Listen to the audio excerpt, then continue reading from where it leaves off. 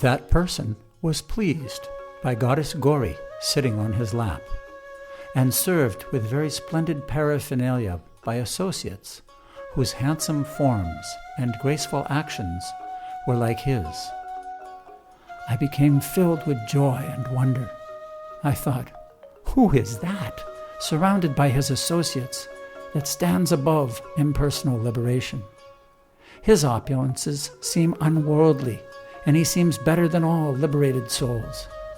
But yet he looks like a great hedonist who does not care to act properly. When I bowed before him and his associates, my heart overcome with bliss by seeing him, he mercifully glanced at me. Joyfully approaching the leader of the associates, who was named Nandishvara, I asked about him. Nandishvara laughed and said, "O coward boy, O devotee worshipper of Lord Gopal, you don't know Lord Shiva, who is the Lord of the universes, who gives both material pleasures and liberation, who increases devotion to the Supreme Personality of Godhead, who is worshipped by liberated souls, and who is dear to the Vaishnavas? Conquered by the devotion of his friend Kuvera, he is now going along with his beloved Parvati and many other associates to decorate Mount Kailas." Gopakumar continued, "Hearing this, I became happy and desired to get the blissful mercy of Lord Shiva. Understanding my heart, Lord Shiva gave a meaningful glance to Nandi. Nandi then explained to me the pure truth, which was at once manifest before me. The truth was that Lord Shiva, who increases one's love for Lord Krishna, is non-different from Lord Madan Gopal, my Lord, who is more dear to me than life. I happily joined their company, and all of Lord Shiva's associates treated me well. From Sri Nandi, I heard of Lord Shiva's extraordinary glories. Always in the same form, Lord Shiva stays in his own abode eternally. There he is always seen by his devotees, who have faith in him alone, and who are pleased to stay in his abode. He is always filled with devotion for Lord Krishna, who is non-different from him. With singing, dancing, and other pastimes, he delights his associates. Although he is the Lord of the universes, Lord Shiva always worships thousand-headed Lord Sesha with great love, as if he were his servant. Even though I became very happy to hear of the supreme glories of Shiva Loka, still I noticed that my heart felt empty. Thinking about the reason for this, by the power of my service to the mantra my guru gave, I suddenly understood. The absence of the pastimes and glories of Lord Madan Gopal's lotus feet gave me pain. Then I told my mind that because he is the same as Lord Madan Gopal, Lord Shiva himself has performed these wonderful pastimes, although in a different form. Seeing it was still unhappy, I said to my mind, "Although you have not yet seen in Lord Shiva the sweetness of Lord Madan Gopal's form and other glories, still your long-cherished desire to see them will certainly be fulfilled by Lord Shiva's mercy." My mind somehow became satisfied. Then Lord Shiva became tired and stopped singing and dancing, and for a moment I stayed happily by his side. Then, from far away, came the very sweet sound of some great souls singing. Hearing this, Lord Shiva became plunged in an ocean of bliss, and, overcome with ecstatic love, again began to dance. The goddess, best of chaste ladies, along with Nandi and the others, encouraged the Lord by singing and playing musical instruments.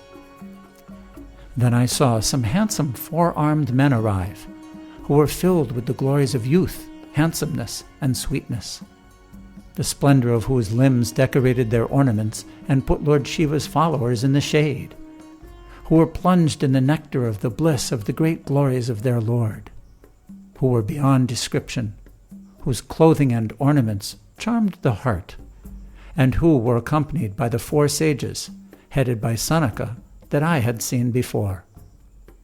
The sight of them created a bliss that tugged at my heart.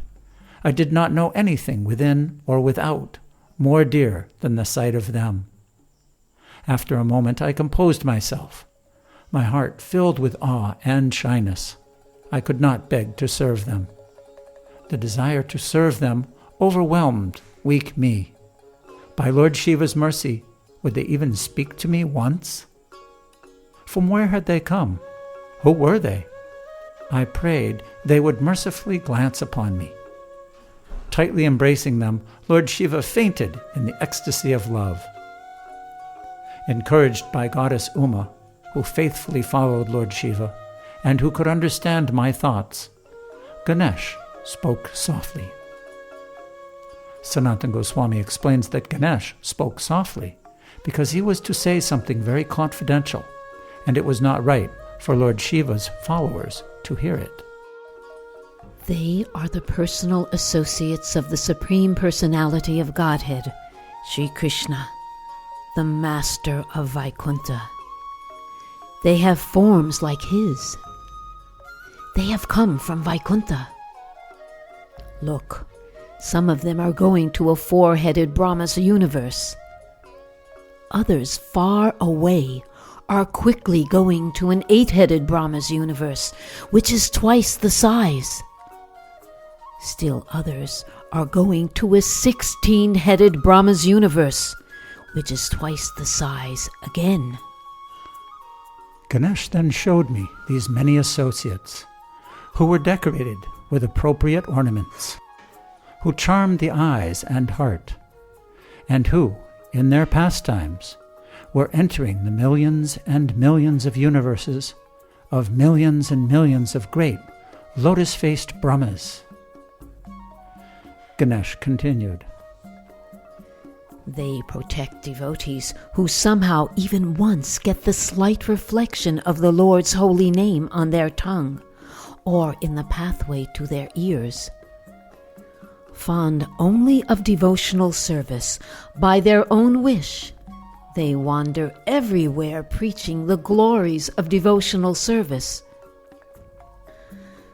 These four, who are incarnations of the Lord in the forms of devotees, who are the best of celibate sages, and who appear to be the Lord's associates, wander about for the welfare of the worlds.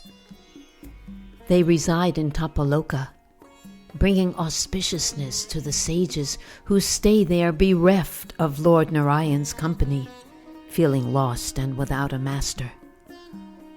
Having recently gone to Vaikuntha and seen the Supreme Personality of Godhead, who is full of all attractive transcendental qualities, having drowned there in a flood of limitless bliss that mocks the happiness of impersonal liberation, and in the company of devotees, having drunk the sweet nectar of devotional service to Lord Hari, the four Kumaras have now come here. How will I be able to describe Vaikuntha Loka, which is filled with the limitless ultimate of all happiness and opulence, which is decorated with the pastimes of the lotus feet of Lord Narayan, the husband of the goddess of fortune, which the devotees full of love find easy to attain, and which they whose hearts are wounded by desire for impersonal liberation and filled with the sinful desire to become one with the Lord find very difficult to attain. If my Father is kind, then you may hear of the glories of that place, and you may also go there and see them directly. Sri Gopakumar continued, O Brahman, filled with a great yearning to attain that place, I danced on the waves of a shoreless ocean of anxiety. Thinking I would not be able to go there, I cried, and by the power of my grief, I fainted from moment to moment. Then Lord Shiva, who is very merciful and very dear to Vaishnavas, and who cannot bear to see others suffer, picked me up, comforted me, and spoke to me.